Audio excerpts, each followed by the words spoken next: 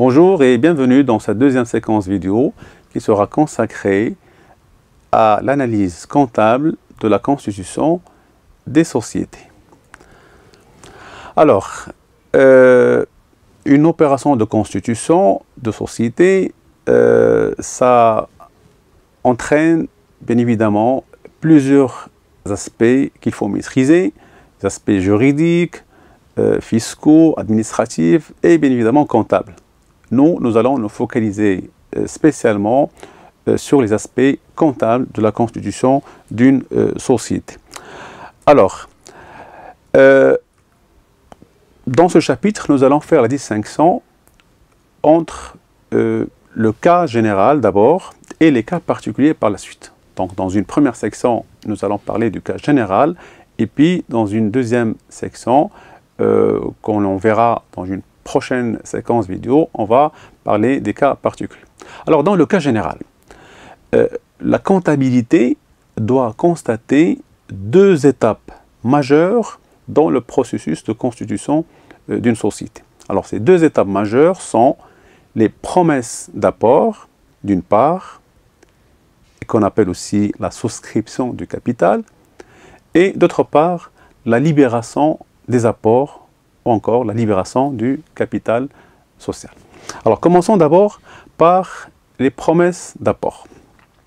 Alors, ce sont en fait les associés qui font des promesses à la société, des promesses d'apporter des sommes d'argent, et on parle alors d'apport en numéraire, ou bien d'apporter des biens, des éléments en nature, sous forme de biens meubles ou immeubles, pour participer à la formation du capital social.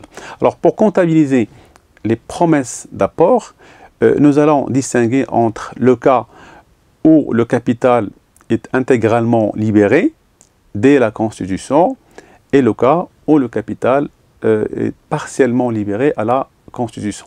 Donc, je rappelle encore une fois ici qu'il faut bien distinguer entre souscription et libération. Souscription, c'est juste une promesse d'apport. Je vous promets de vous apporter quelque chose.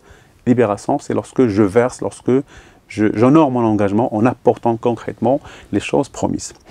Alors, commençons d'abord par le cas où le capital est intégralement libéré dès la Constitution. Comment comptabilise-t-on une promesse d'apport ou bien comment comptabilise-t-on une souscription de capital? Alors, si tous les apports sont en numéraire, alors là, on débite le compte associé, compte d'apport en société, un compte de la classe 3, et on crédite le compte capital social, un compte de la classe numéro 1.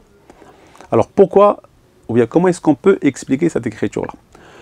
Alors, quand un actionnaire ou quand des associés font des promesses d'apport à la société, cela déclenche une créance de celle-ci vis-à-vis des différents associés. L'adage dit « chose promise, chose due ». Donc, si je vous promets de vous apporter quelque chose, en fait, je deviens débiteur envers vous. Et donc, c'est pratiquement le même principe au niveau de la relation entre la société et les associés. Donc, lorsque les associés font des promesses d'apport à la société, celle-ci a automatiquement une créance vis-à-vis des associés. Et donc, c'est ce qui explique l'utilisation d'un compte de la classe 3, un compte de créance. Donc, le compte associé, compte d'apport en société, c'est un compte de créance de la société vis-à-vis des associés. Et donc, la lecture qu'on peut faire de cette écriture-là, c'est que il y a la naissance d'une créance de la société vis-à-vis des associés à l'occasion d'une opération de souscription du capital social. Si les apports sont mixtes, l'écriture, elle reste la même, sauf que le compte à débiter, il est subdivisé en deux, on va dire, en deux comptes divisionnaires. Un compte pour les apports en nature et un compte pour les apports en numéraire. Le compte d'apport, vous voyez bien comment est-ce que j'ai fait là? J'ai ajouté un petit chiffre à la fin au code du compte principal. Donc j'ai mis 1 pour le compte associé, compte d'apport en nature, et 5 pour le compte associé, compte d'apport en numéraire. En fait, ces comptes, ils n'existent pas dans le plan comptable, mais on peut les créer nous-mêmes pour les besoins je dirais, des opérations de ce genre-là. Donc cette écriture-là me permet tout simplement de bien distinguer entre la partie des apports qui est en nature et la partie des apports qui est en numéraire. Le compte accrédité, il reste toujours le même, c'est le compte capital social. Alors maintenant, comment comptabilise-t-on une promesse d'apport dans le cas où le capital est partiellement libéré?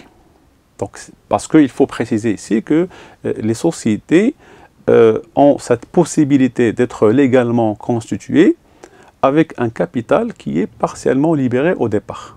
Donc les associés ne sont pas obligés de tout verser, ou de verser l'intégralité du capital au moment de la constitution. Ils peuvent très bien se contenter d'une libération partielle, et notamment pour les apports en numéraire. Le minimum légal, qui est fixé par la loi pour les sociétés anonymes, c'est 25% des apports en numéraire. Et donc, on peut très bien se contenter d'un versement de 25% des apports en numéraire. Et puis le reste, on a du temps pour pouvoir le libérer. Les apports en nature, bien sûr, ils doivent toujours être intégralement libérés dès la Constitution. Donc, si le capital est partiellement libéré, alors là, on débite un compte de la classe 3, le 3461 associé compte d'apport en société, pour la fraction à libérer immédiatement, et la fraction du capital à libérer plus tard, on doit la mettre au début du compte 11-19, actionnaire capital souscrit non appelé. Donc l'expression non appelée doit nous faire comprendre qu'il s'agit là d'une partie du capital qui n'est pas immédiatement appelée, qui ne le sera que plus tard, et donc dont la libération sera reportée à plus tard. Et le compte accrédité, c'est le compte capital social. Alors, ceci étant pour les promesses, qu'en est-il maintenant de la réalisation des apports? Alors, pour la réalisation des apports, le principe est très très simple. Tout à l'heure, nous avons dit que lorsqu'il y a une promesse d'apport, cela déclenche une créance.